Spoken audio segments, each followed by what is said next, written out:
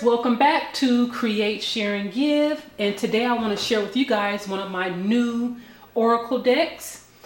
This is the Literary Witches Oracle. Now this is a deck that I did not have on my wish list. Usually I am very particular on how I buy my tarot decks and my Oracle cards. But I was in a store that normally doesn't even carry Oracle or tarot decks. So it kind of threw me for a surprise.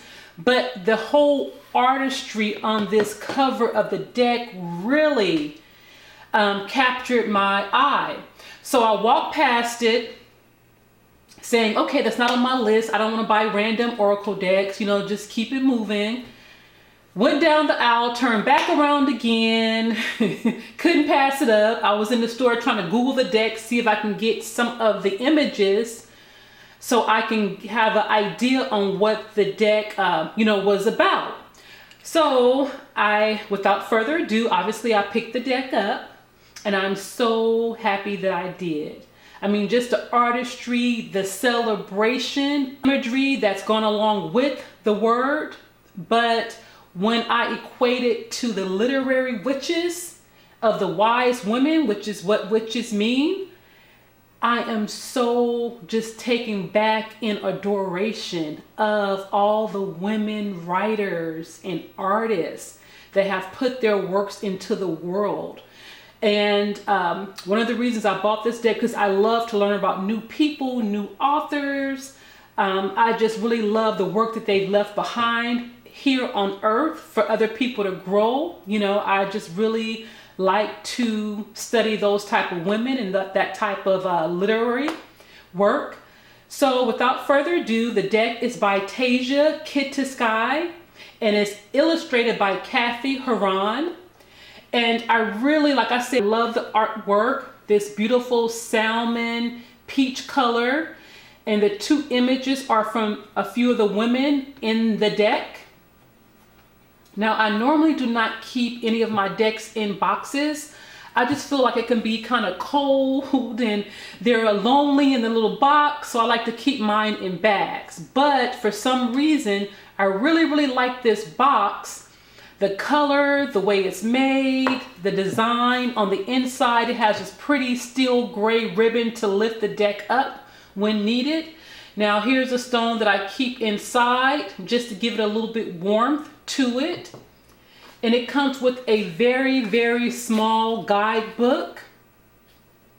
Now one thing about this deck, it doesn't give you a lot of information, which is good for me because it lets you use your own intuition and pull from your own spirit to interpret different women.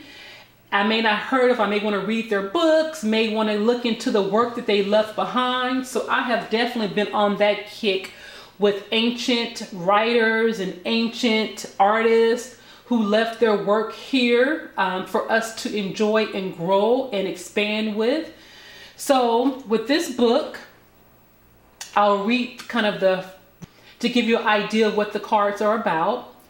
So it says the author cards in this deck, the witches, are figures wandering and brooding over enchanted landscape. The witches' materials are creatures and objects, hunting the landscape, companions, talismans, or ingredients for spells. All of these beings are alive for you to observe and to make sense of your own powers. The words on the cards and in this booklet provide suggestions for interpretation, some purposefully contradictory, some mystic and ambiguous. In the spirit of the book and the literature it celebrates, this deck plays a language and imagery and invites you to do the same. You may choose to bring specific questions to the cards or just an open mind. Only your intuition can tell you what the cards really mean. And each card can and should be read differently depending on the reader, the recipient, and the situation. The possibilities expand even further in a multiple card spread where the layout creates a story and each card contributes to a storytelling. So again, it doesn't give you too much to go on, which is good. You know, kind of give you the key words, a picture of each of the cards. So without further ado, I like this, the ribbon to pull the cards up. Now this card stock is a card stock I've never seen before. It's like a plastic, almost like a linen coated plastic, but the plastic is not a deal breaker for me. It actually, I think the durability will hold up really well. And usually I would think plastic, I would equate that with being cold, but no, they're very warm and easy to touch, easy to shuffle. So each card here, these are the wise women of the literary oracle. Leslie Marmon Silko. Now her face, I looked her up and she's an activist and an author, and her smile and this imagery captures her 100%. Again, another reason why I like this deck, because I get to explore different women who have contributed to humanity. Now this is community. We have Anna Akhmotova, endurance. I'm not familiar with her, but as I go through the cards, I will research women. Charlotte Perkins Gilman, freedom. Sandra Sinceros, the body. And look at here, it looks like a kind of womb there. I wonder what kind of work she does.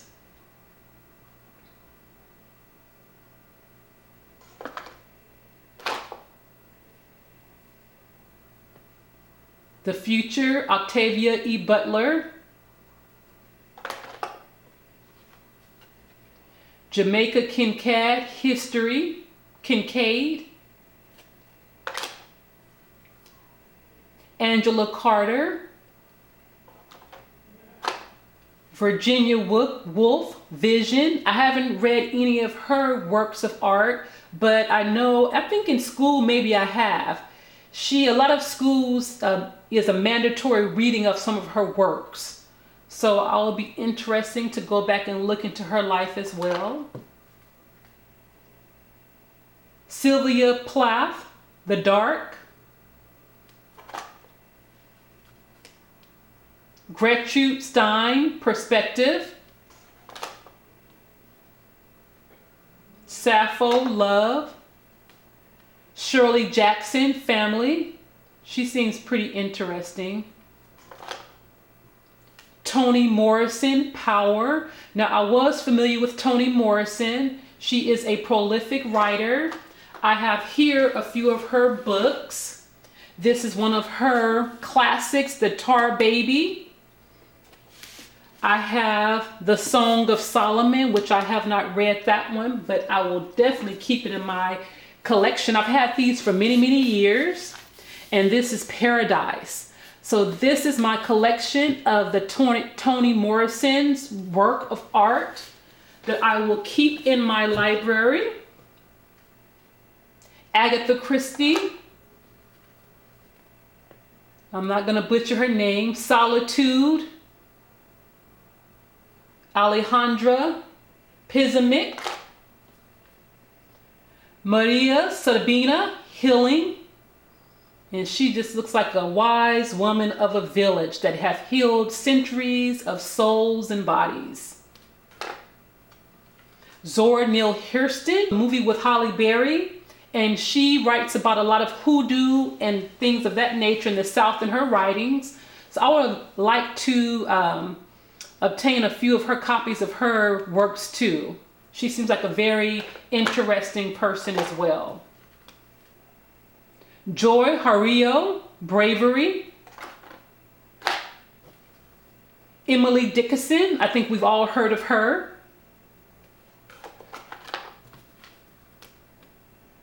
Mary Shelley, loss.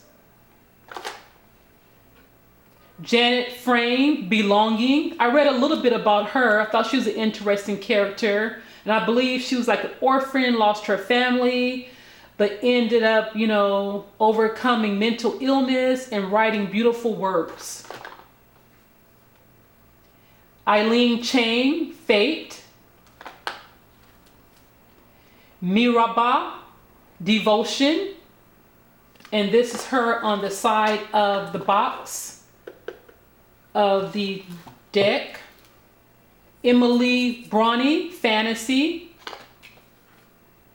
Ann Carson, Intellect.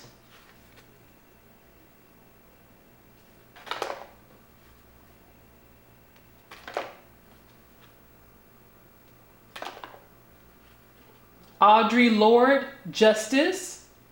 And these are the women of the deck. Now, the second, these are just symbols, and these are the tools that witches use in their lives and in their works. We have the peacock, and they're just simple behind this tan mat with just a simple image, a lion, wildflowers, milk, creature's paw, a cauldron, a cat, snail, volcano, lantern, toad, eye, glove, elixir, the moon, house, doll.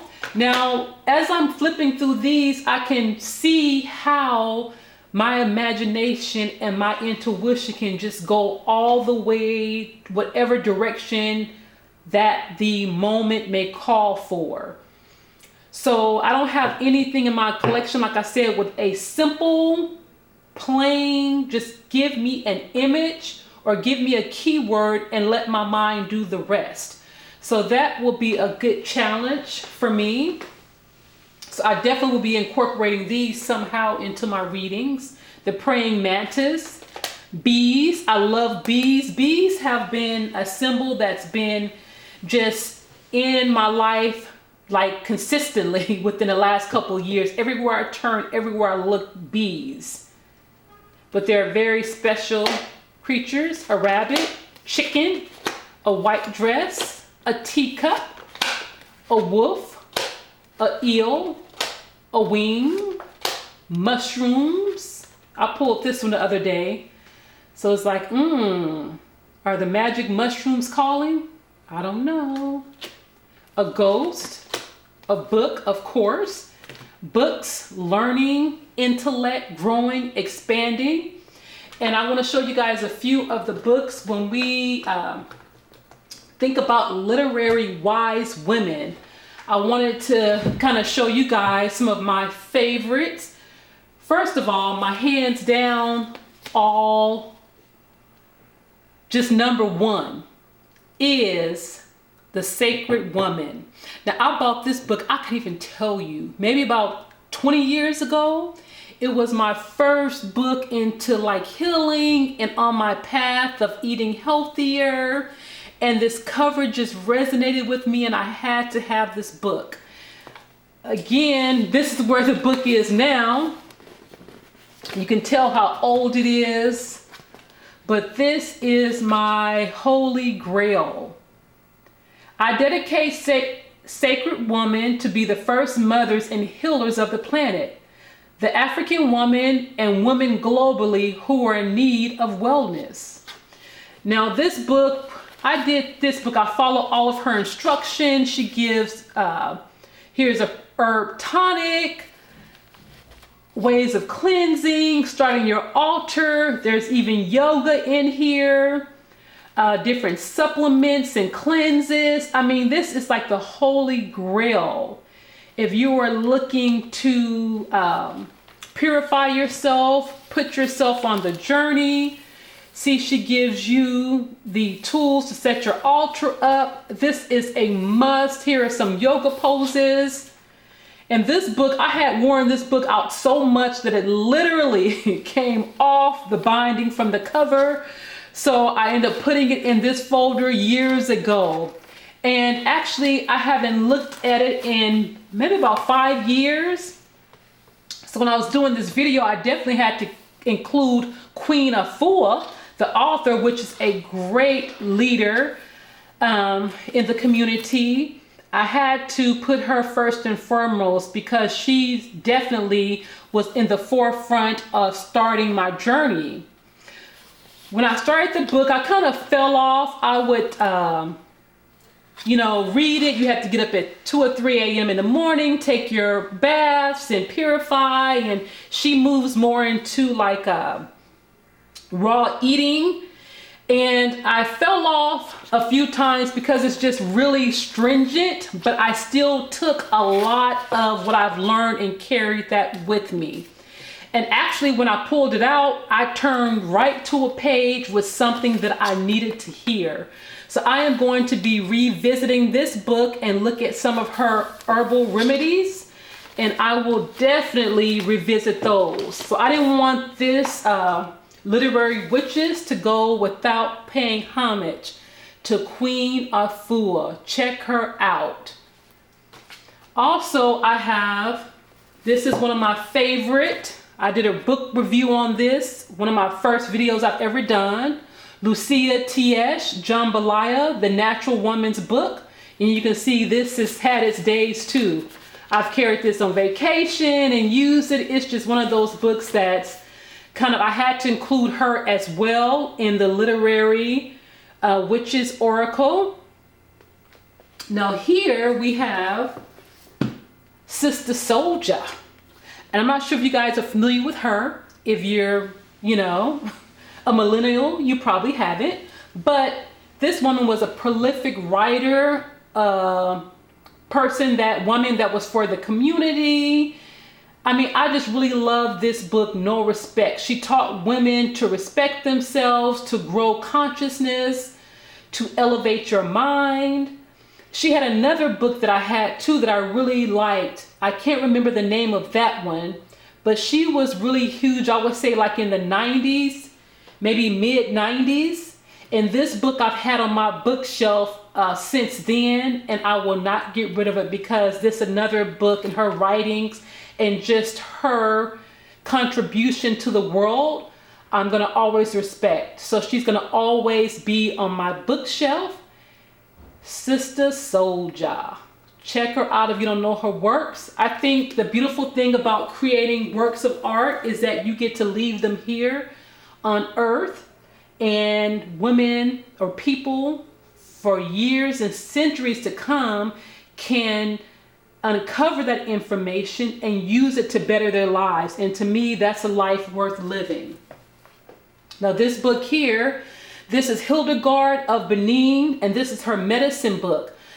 I ordered this used maybe a few months ago, but I definitely want to delve into what she has to say about, here's one on skin bites, burns, your diet. She was a very wise woman.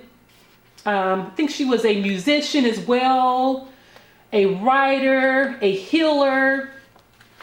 And so I'm interested in learning more about her. I was turned on to her from I took a botany class a couple years ago, and I know that the professor was a low-key witch because she would throw little hints out there when we read about plants and studied plants, and she turned me on to different shamans.